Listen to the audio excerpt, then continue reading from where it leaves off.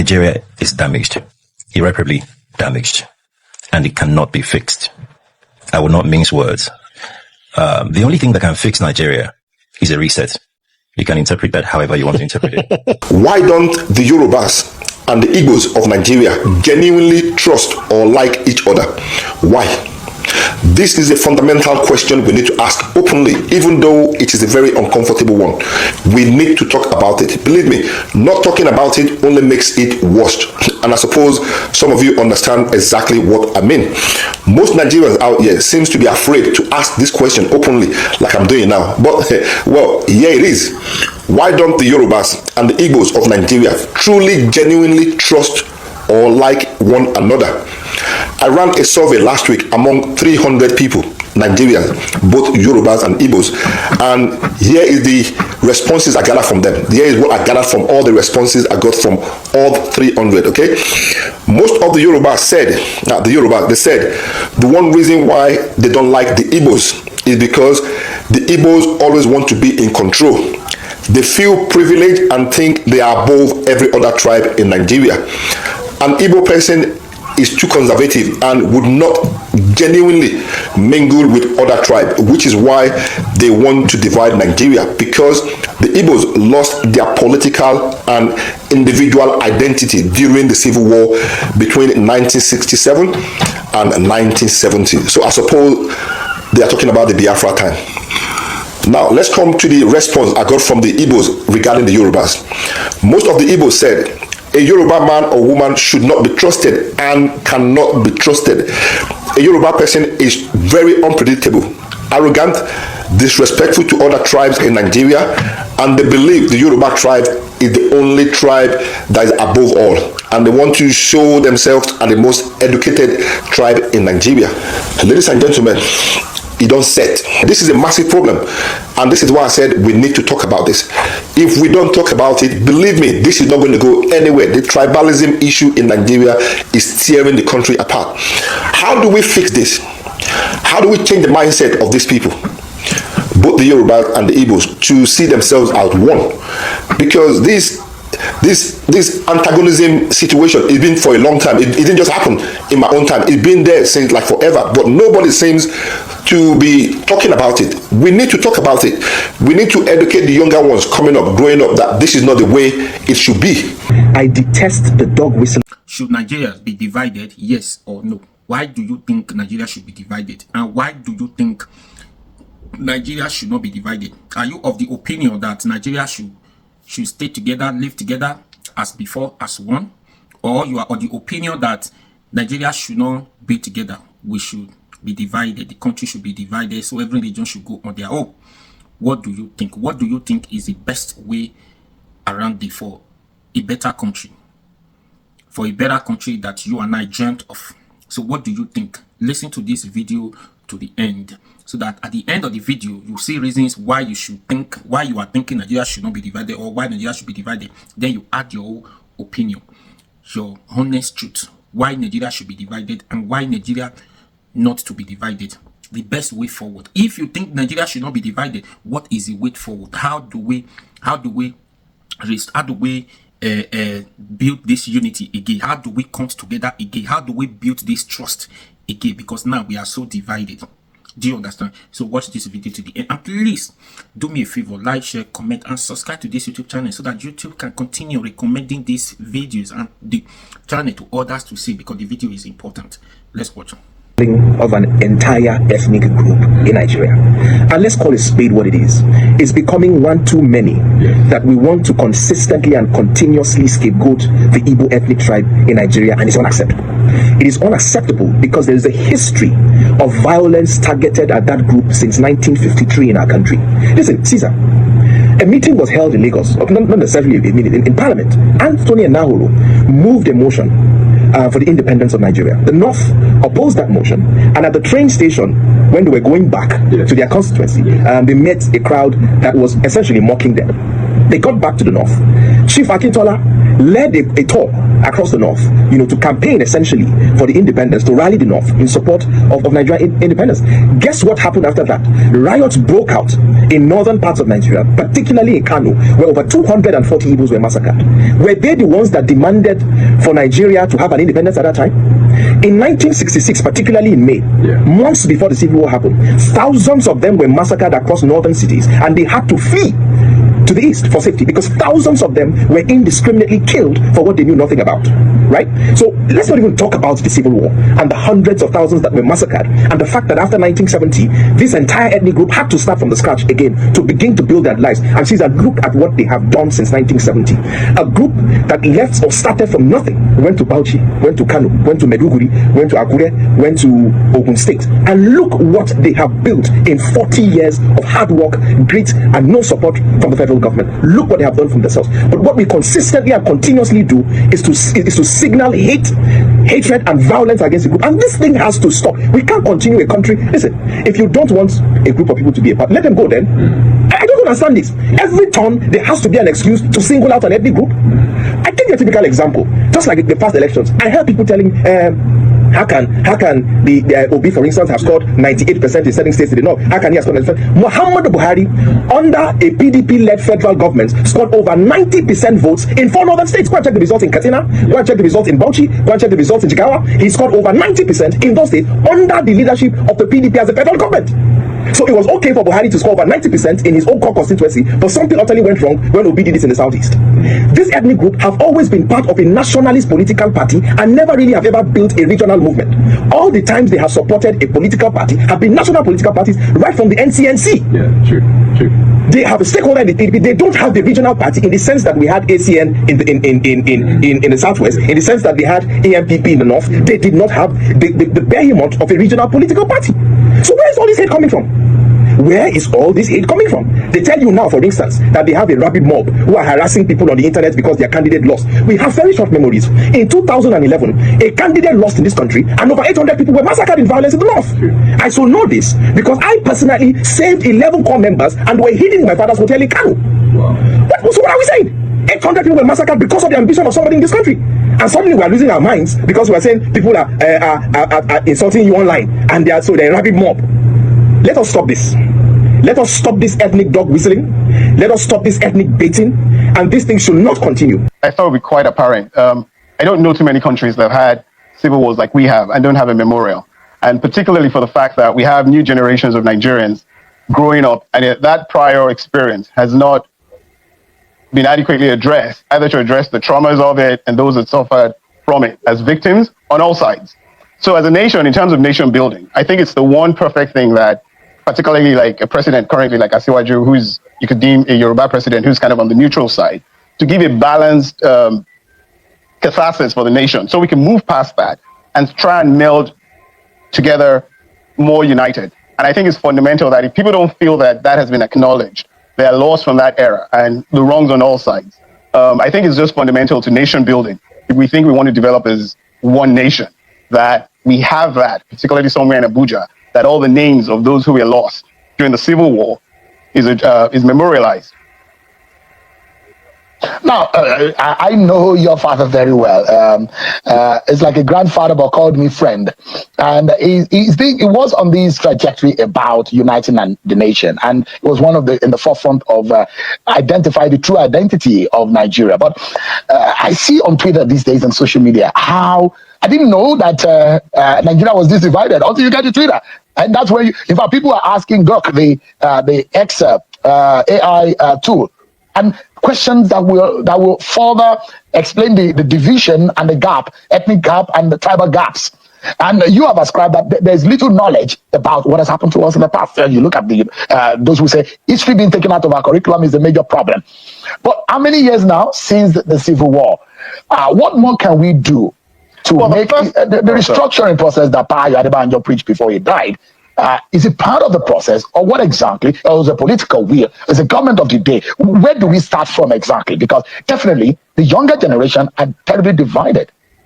Yes, well, the first thing we need to do is actually understand the problem. Let's know that our problem is designed. Nigeria was actually designed to fail by the colonial masters. You need to grasp the gravity of that. Even in our textbooks, in my generation, when we still were taught history, they told us they adopted a divide and rule strategy. That still persists today. There are things baked into our union that forces us to be divided so we do not develop. A friend of mine gave a very good analogy where you have football teams, for instance, whether you're Chelsea or Man U. The rivalry that is orchestrated between the fans of those two football teams is mind control. It's deliberate because the owners of those football teams benefit from the passions that are engendered within that. People are passionate, they buy tickets, sometimes it even leads to violence.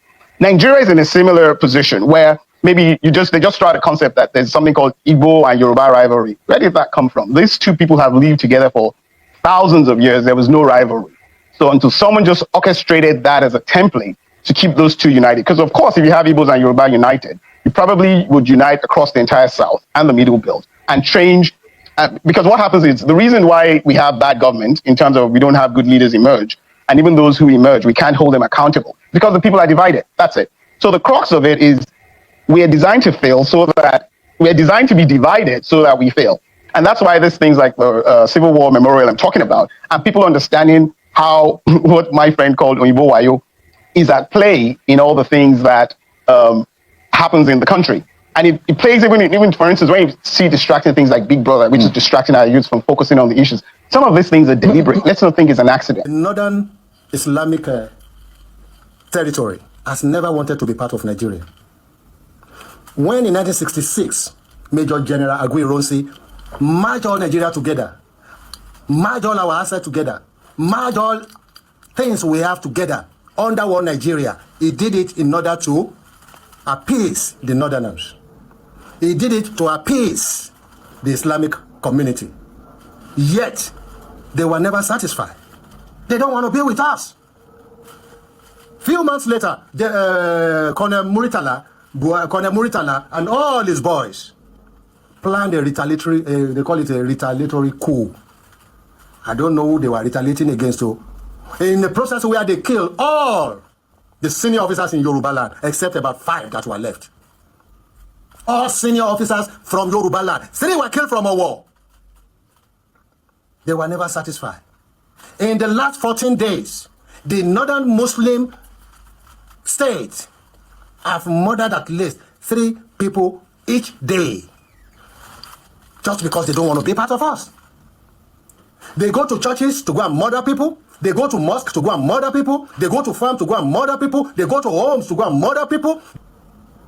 Why am I saying all this about the margin of Nigeria? Is that recently, just like the military authority did everything to put us together since after Aguiyi-Ironsi, the civilians have been doing everything together. They even inculcated it in their rules that even the division of Nigeria is indivisible.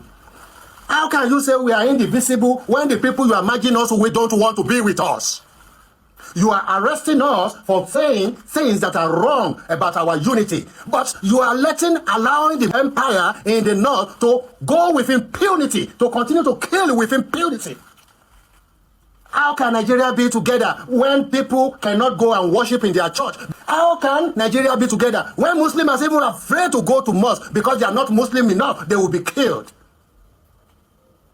We have a lady lynched in Nigeria. We have lynched more people in Nigeria this year than Afghanistan.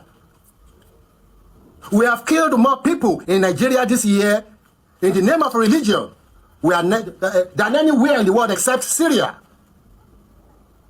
You cannot continue to force us together when some people are acting as if we don't want to be together. The northern Muslims don't want to be with us. Let them go. Or let my people go. We don't have to be in Nigeria by power, by fire, by force. If it is not benefiting us, if it is, in the first place, it has never benefited the Yoruba people. And I don't think it has ever benefited the Igbo people. Even the present government is still giving them handouts. 10 million Almanjiris are being fed every day by Nigerian government. While Nigerian people are dying every day. While Nigerian people are trying to make ends meet every day. Are being harassed, are being molested, are being in prison for hawking. It has to come to a time that we say enough is enough. The idea that you want to stop us from telling the world that we are not good together as Nigeria is behind us. So it does not matter if you do anything you do to try to keep us short. We will not be short. We live in a country whereby we have different type of religion, different type of custom. We must be able to live in a peaceful communal environment But you trying to impose some satanic doctrine on us. It's unacceptable. Nigeria cannot be together under this continuous attack by the North in Nigeria. Should Nigeria be divided, yes or no? What are we gaining as being together, live together, or living together as one Nigeria? So what is the gain? What are we gaining? Some region has been neglected, has been abandoned. Some regions are not given opportunity to come into the system to play equal role with the others. So why should we be together? We are together, we are divided. In terms of unity, peace, tribal, we are divided in everything you could think of today. We are so divided. There is no unity. The unity is just, disunity is too much among us. The Yoruba thinks Igbo man is his problem. The Igbo man thinks Yoruba is his problem. The Hausa thinks Igbo man is their problem. The Igbo man thinks Hausa is their problem. The Hausa thinks Yoruba is their problem. Yoruba also think Hausa is their problem. So who is truly the problem of this country? Whose tribe that is causing problem to this country? Whose tribe that is causing problem to this country? Who feels that it is their birthright to be in control of everything, that other regions should not be trusted, other regions should not be given opportunity to come into government? Who thinks, and why do you think, if this region has been abandoned, why do you think Nigeria will have peace? Why do you think so? I don't think so. You see, now, like I said, I have always said that it's just the name Nigeria that is, it is just the name that is, we are Nigeria, one Nigeria, making us one Nigeria, binding us together as one Nigeria, just the name. But in every other thing you could think of, we are so divided. We are not one. Religion, we are so divided. Peace, there's no peace, there's no unity, there's no trust, there's no trust for one another, from one region to another. There's no trust. So why should we be together? Why are we forcing ourselves to be together? Why are we forcing ourselves together? So I think because I think division is still the answer, is still the solution, and that division is going to come now or later, but the earlier the better, so that every region can start building their region now before it gets too late. Do you understand? Whether you like it or not, because I do not see how we are going to build this trust again in this country. We lost it. Just like that one said, for you to get this country working again as one Nigeria, you have to reset the button. Press a reset button. For you pressing the reset button and you get it working, you get it right, get it working again, it's going to take years. It's going to take time. And some people do not even want you to get hold of that reset button, to press it, because they do not want this country to get better again. People lost hope being together as one Nigeria. So it's not going to work. So for you to even think of getting this country working again, you need to first of all restore peace and unity to this country. You need to first of all bring all the regions together. That's when we need a technocrat, somebody who can unite every one of us together in this country, who can bring peace. For you to think you want to work, you want to make sure this country is working, from southeast to the west, to the south, north, to the Yoruba, Hausa, you need to unite all of them together. You need to unite, you need to bring peace. All of them should first of all embrace peace and see every one of us as brother and sister. And it takes time. It's not easy for somebody to forgive you of the past. He talks, say, I want to see your mind. Do you understand? So it's going to take time. So when you divide this country, everybody will go and restore your peace within your region. Go and restore peace within your region. Do not force somebody to do what he never dreamt of to have done something. So there's no way you are going to convince Igbo man today or Hausa man today that, hey, don't worry, trust this person. That trust is not there again because of the past. But we should leave. They say leave the past behind you, and that one is still affecting us. It's not allowing the country to move forward, and we continue to be together, and it's not helping the issues. Being together is increasing the insecurity in our country. Being together is increasing the poverty level in our country. Being together is increasing disunity in our country. Why should we be together? Why should we be together? So if we cannot get it right as one Nigeria, the solution is, okay, let's try something different. It happens in other countries. Sudan, they did the same thing. Now we now have Sudan, South Sudan, and North Sudan, something here. They now have it, even if it's not better. But hey, you now have two regions. It's the same thing with Nigeria.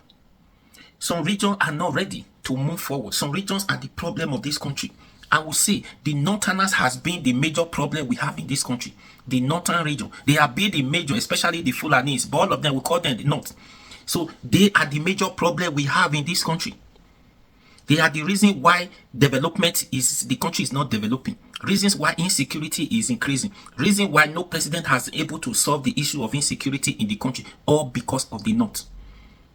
So, since we already know, identify this to be the problem that the country is facing, that no president has been able to solve this problem because of this set of people, this group of people, why do we have to force them to be with other tribe region that are ready for progress? Why? Why don't we give them their own space and let them do things in the way they want, in the way that pleases them? Why? So all the oil went from the Niger Delta, the Northerner took it as if it is their birthright. But the gold and the gold and this one, you can't touch it. Other region cannot go and mine. Illegal mining in the north is still within them. But the oil well in the south, go and check. Allergy. And these are the problem. These are the problem. So either now or later, division is still the solution. That revolution will surely come. It might take time, except before that revolution comes, we are ready to do the needful. The leaders are ready to do the needful. They're ready to change from this way of leading. They are not leading, as far as I am concerned. They are not leading. They are dealing with us, dealing with the citizens they are looking after. There is no trust. They themselves, they don't even believe in the system. Some of them do not even believe in the system. So all this is not going to work. Even the Tinubu imposition today, you say he's talking about peace, he's talking about unity, he's talking about this, he's talking about that, he's talking about inclusivity in my government, this, that.